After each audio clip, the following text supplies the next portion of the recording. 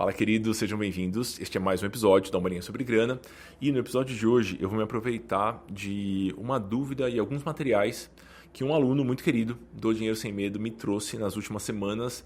Ele está um pouco obcecado pelos vídeos que abordam o primeiro milhão.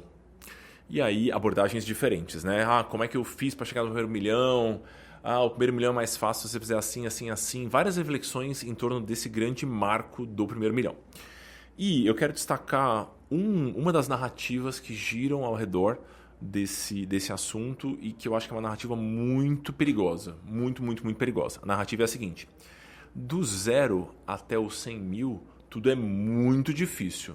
Dos 100 mil para frente, fica tudo muito mais fácil porque você tem os juros compostos atuando ao seu favor. Essa é a grande narrativa. E aí ele mandou alguns vídeos de gente que um pouquinho questionável, o arcabouço técnico ali, né, o referencial teórico e tudo mais.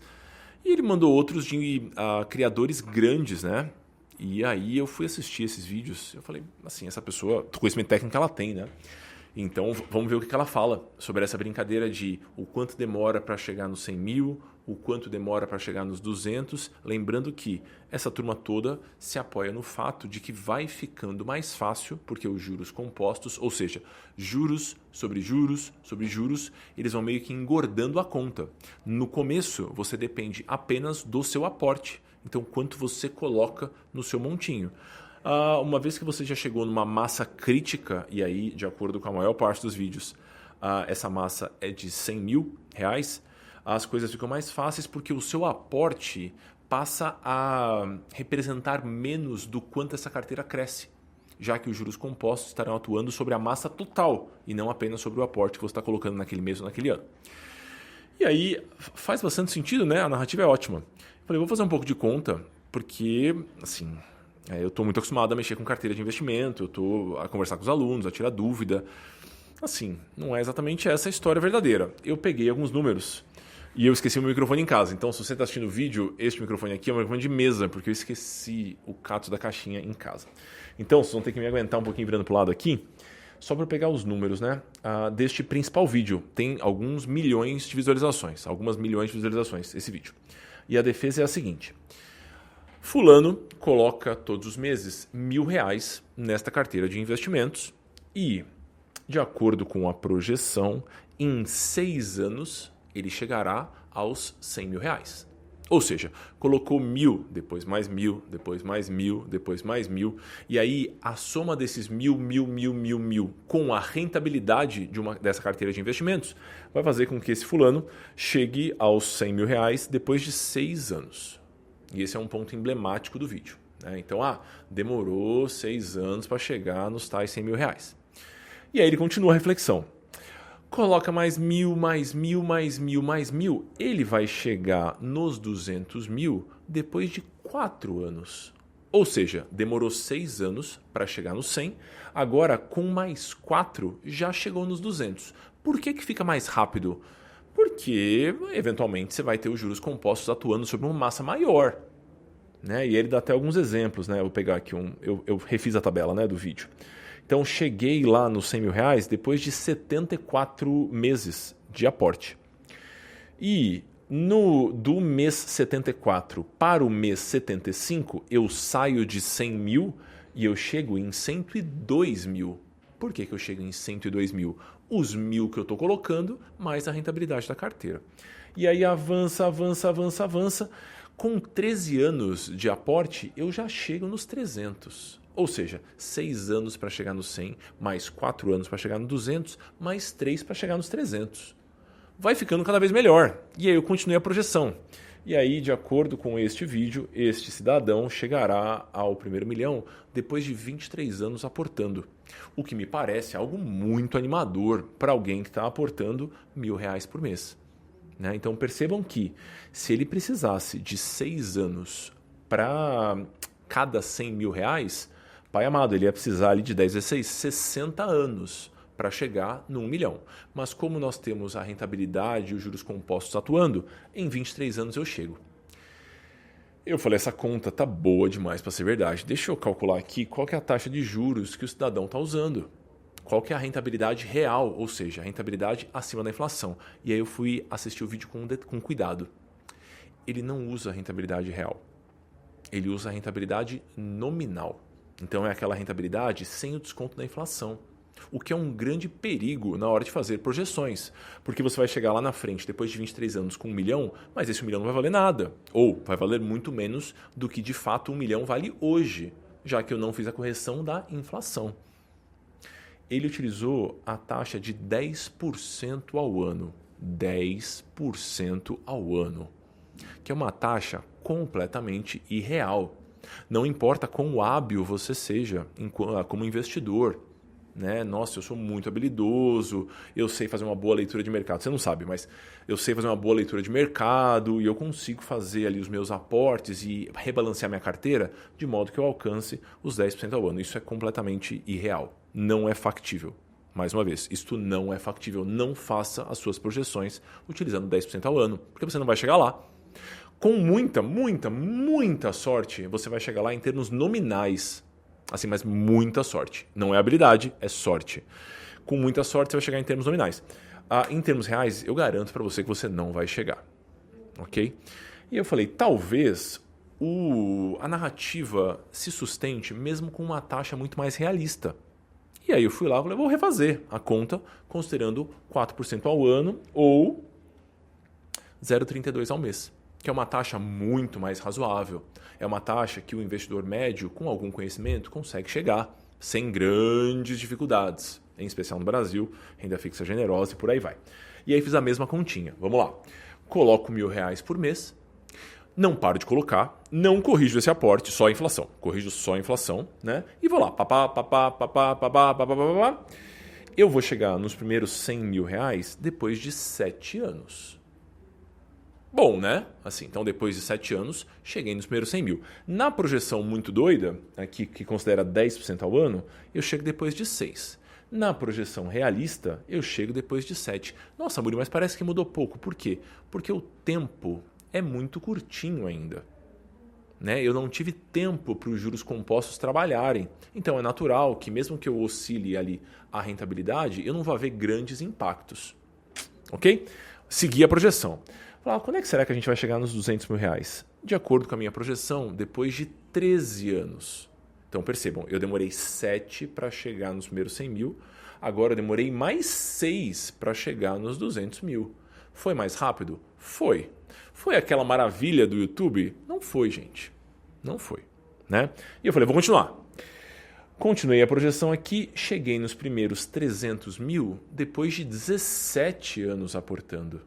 Ou seja, entre os 200 e os 300, eu precisei de mais 4 anos para chegar lá. E eu avancei na projeção para descobrir quando que eu chegaria no primeiro milhão. 37 anos depois. Né? No total, eu precisaria de 37 anos aportando os R$1.000 para chegar no primeiro milhão. Percebam que entre a projeção realista e a projeção fantasia, nós temos muita diferença. Vou contar para vocês a tabelinha. Para chegar nos primeiros 100 mil, em uma eu vou precisar de 7 anos, na outra eu vou precisar de 6. Até aqui a gente está junto. Para chegar nos 200, na realista eu preciso de 13, na fantasiosa eu preciso de 10. Para chegar nos 300, na realista eu preciso de 17, na fantasiosa eu preciso de 13. E para o primeiro milhão, 37 anos em uma, 23 em outra. Isso quer dizer que juros compostos não funcionam? Não, gente, pelo amor de Deus, claro que não. Mas isso aqui mostra um cenário que talvez seja muito mais desanimador do que a internet quer te vender. Por que funciona dessa forma aqui, né? Porque se a gente for muito realista, aparentemente a gente vai, a depender do ângulo que a gente escolhe, lançar à luz a questão, a gente vai evidenciar um cenário que é menos animador. E aí talvez a gente mobilize menos as pessoas. O que, na minha opinião, é um ônus muito razoável a ser pago por aquela pessoa que está se propondo a ensinar. Então, eu não posso florear aqui o pavão, desenhar um cenário lindo. Nossa, todo mundo vai conseguir chegar no primeiro milhão, olha que coisa boa, é só aportar R$1.000 por mês. Mesmo que isso me traga mais audiência, mesmo que isso me faça vender mais cursos, ainda assim não me parece honesto considerar uma rentabilidade que as pessoas não vão conseguir. Eu estou desenhando um cenário melhor do que ele é para conseguir que você compre a minha narrativa, que você embarque no raciocínio junto comigo. Tá? Eu tenho uma ponderação, porque mesmo em cenários muito realistas, eu escuto de pessoas o seguinte discurso: nossa, mas assim, eu demorei muito mais para chegar nos 100 mil do que eu demorei para chegar nos 200. Ou ainda, em cenários um pouquinho mais para frente, eu demorei muitos anos para chegar no primeiro milhão e do primeiro para o segundo foi rapidinho. E essa pessoa, se ela não parar para fazer uma reflexão atenta, ela é capaz de cair no seguinte autogolpe: a rentabilidade me ajudou, os juros compostos me ajudaram aqui, e aí por conta disso eu cheguei mais rápido. É muito, muito provável que não tenha sido isso o que de fato aconteceu. É provável que você tenha chegado muito mais rápido no segundo milhão, depois de ter alcançado o primeiro, não porque a rentabilidade te ajudou, ou não somente porque a rentabilidade te ajudou, mas é porque você aumentou o seu aporte. Os seus salários ou o faturamento da sua empresa aumentaram. E aí, por conta disso, você aporta mais e aí a carteira cresce, obviamente, com muito mais velocidade. É o que aconteceu comigo. Eu acumulei patrimônio não porque eu sou um gênio dos investimentos, é porque eu trabalhei e ganhei dinheiro. E aí eu fui lá e aportei na minha carteira de investimentos. O grande diferencial, né, o grande propulsor de uma carteira de investimentos é o aporte. Eu sei que esse discurso não é o mais agradável de se ouvir. Eu sei que o fato de não existir um atalho, não existirem atalhos, é algo um pouco perturbador. Eu sei que o capitalismo é injusto, eu sei de tudo isso. Mas daí a desenhar um cenário que não é factível para poder vender o curso depois, aí eu já acho que passa do ponto. Então, faça suas projeções considerando valores realistas. Se você quiser dar um play no Investimento Sem Gastrite, é o primeiro episódio dessa nova temporada. Eu acho que vale. Lá eu explico um pouquinho sobre as principais regrinhas e sobre como as carteiras podem ser montadas. Considero ali a regrinha dos 4%, que eu acho que é um ponto-chave para quem está querendo fazer projeções e tudo mais. Então, construa, mesmo que seja um caminho aparentemente mais difícil, é a vida real, gente. Então, é o que tem. Tá? O fato de você colocar na sua planilha 10% de rentabilidade ao ano e aí ficar feliz porque aparece um número legal lá embaixo na tabelinha, não faz com que isso seja um caminho sensato ou razoável. Então, a gente precisa trabalhar com dados que se amparam na realidade. No final do dia, é a sua aposentadoria, é o seu futuro financeiro que está em jogo. Então, tome decisões responsáveis, busque conhecimento ali também e questione coisas do tipo: nossa, mas se eu considerar 10% ao ano, e aparentemente esse número fica bom, ele justifica ali, eu chego onde eu quero chegar, eu vou colocar esse meu dinheiro aonde? Eu vou colocar esse meu dinheiro no mercado de ações. Qual que é o desempenho médio de uma pessoa que investe na renda variável do Brasil? E na renda variável fora do Brasil? Qual que é a rentabilidade real básica média do Brasil nos últimos tempos? Se eu pego ali a taxa básica de juros, a Selic, subtrai a inflação, qual o valor que eu vou chegar?